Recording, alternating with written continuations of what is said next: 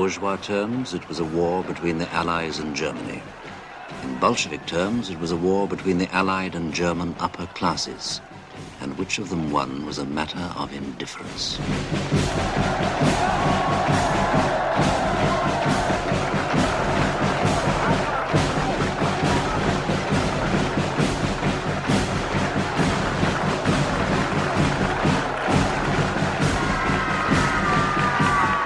I was ordered by the party to enlist.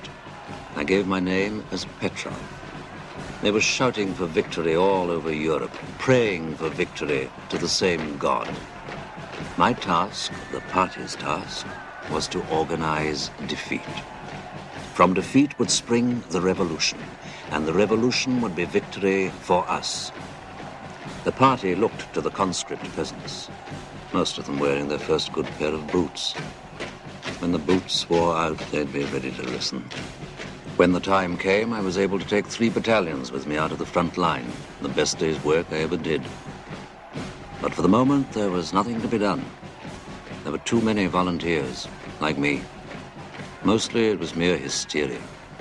But there were men with better motives, men who saw the times were critical and wanted a man's part. Good men wasted.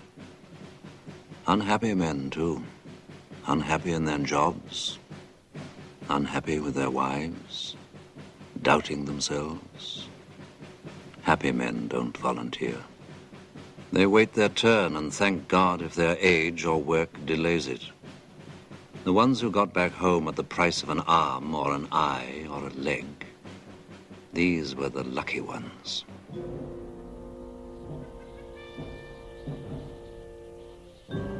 Even Comrade Lenin underestimated both the anguish of that 900-mile-long front and our cursed capacity for suffering.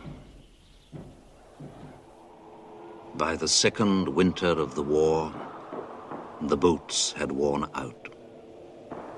But the line still held. Their greatcoats fell to pieces on their backs. Their rations were irregular. Half of them went into action without arms, led by men they didn't trust. Come on, you bastards! And those they did trust? Come on, comrades! Come on! Come on! Come on! Come on!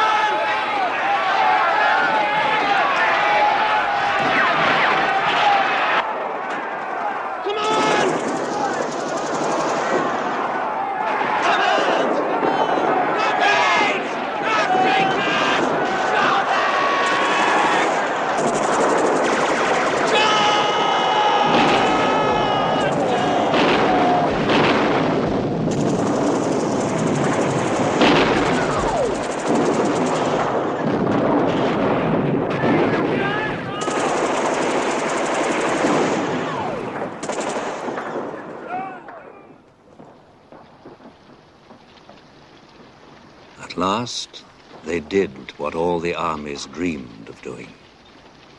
They began to go home.